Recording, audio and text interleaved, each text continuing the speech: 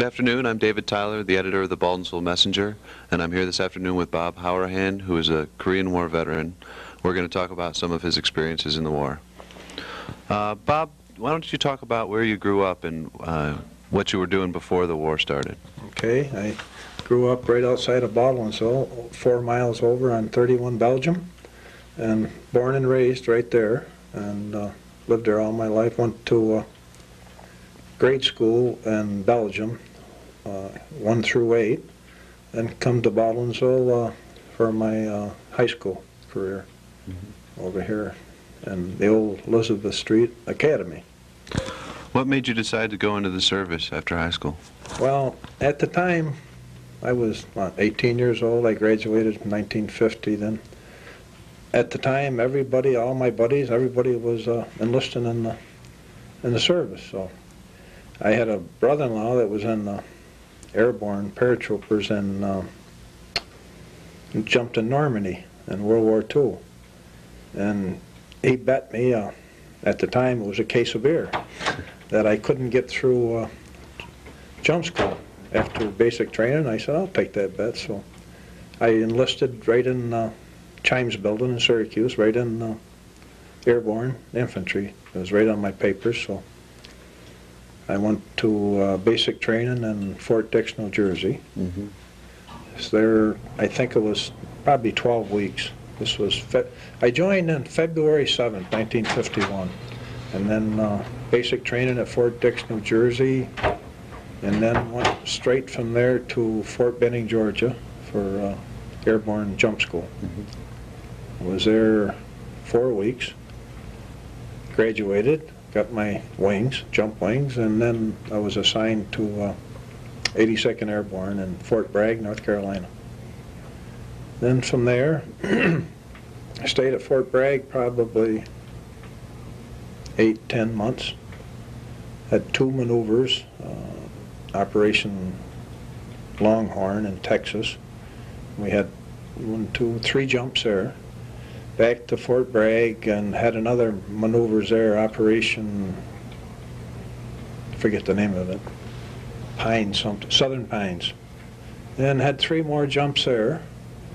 And then the regular infantry training we had, I went through Ranger School at Fort Bragg, North Carolina. And after Ranger School, back in the spit and shine and regular infantry outfit, you know. And kind of got dull, so I thought it would be exciting. I volunteered for Far East Command. I knew where I was going, so myself and 8 other guys, we got kind of antsy and wanted to go overseas, so we ended up 45 days later, took a troop ship over to Yokohama, Japan, landed there. 45 days later was in Yokohama, 10 days after that, and then Korea. What was the situation in the war when you got over there? Well, when I got there, I was assigned to the 187 Airborne Infantry Regiment, being a paratrooper. And then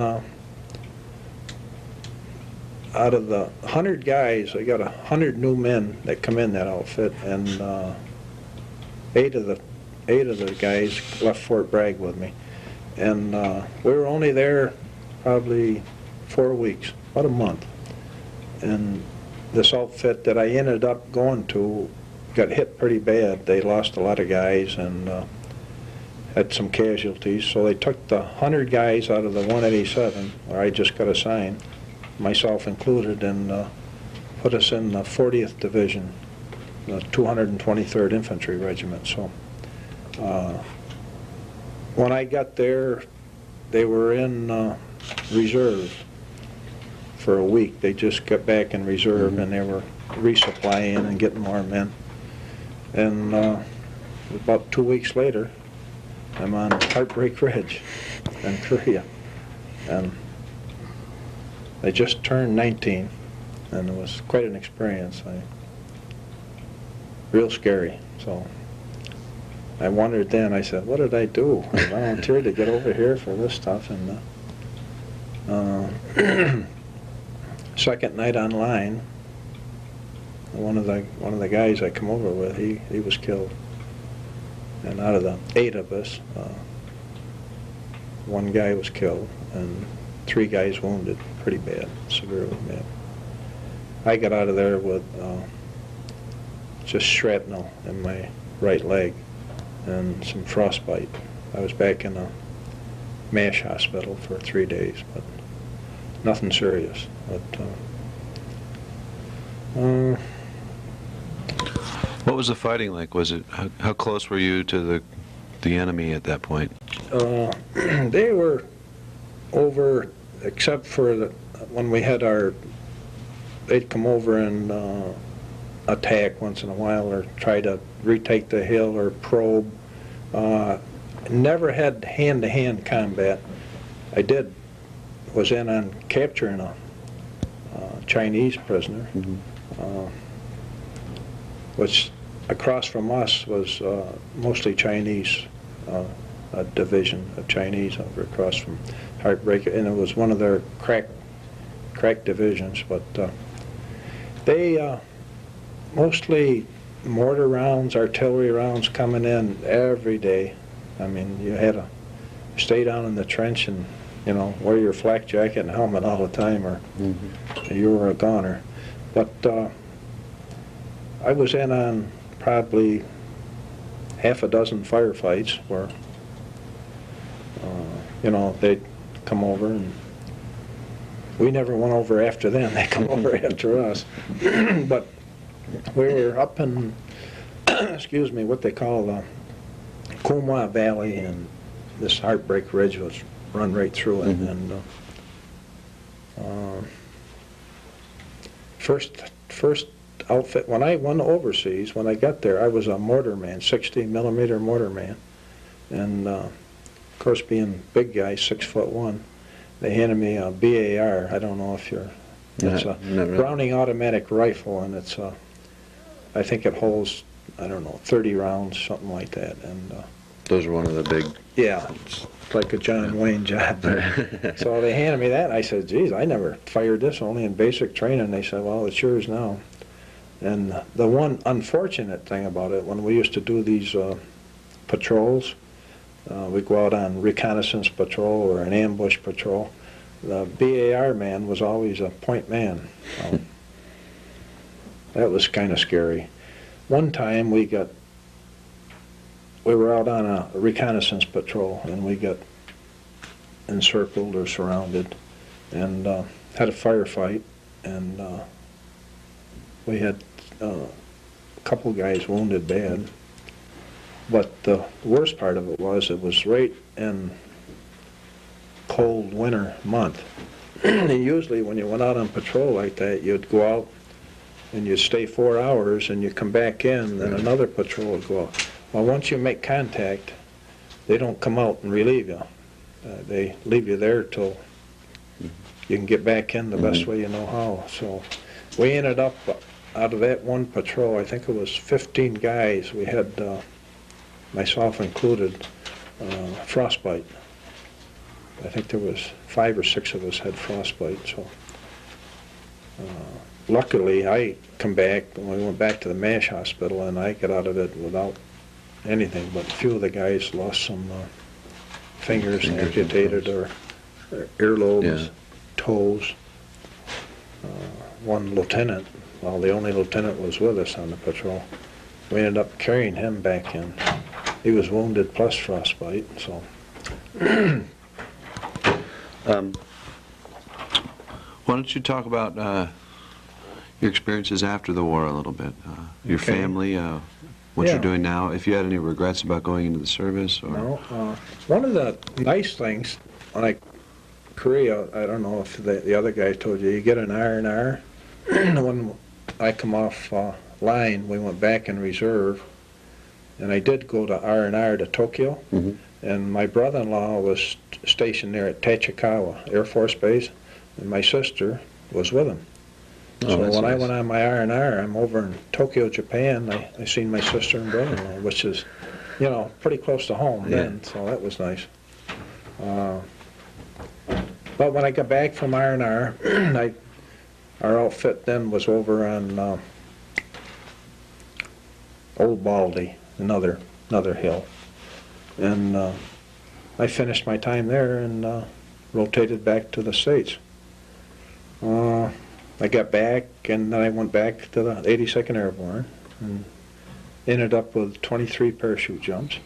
And then being an enlisted man, a volunteer, I had to serve my full-time in, so I got out February 7th, 3 years from the date I went in 1954. Mm-hmm.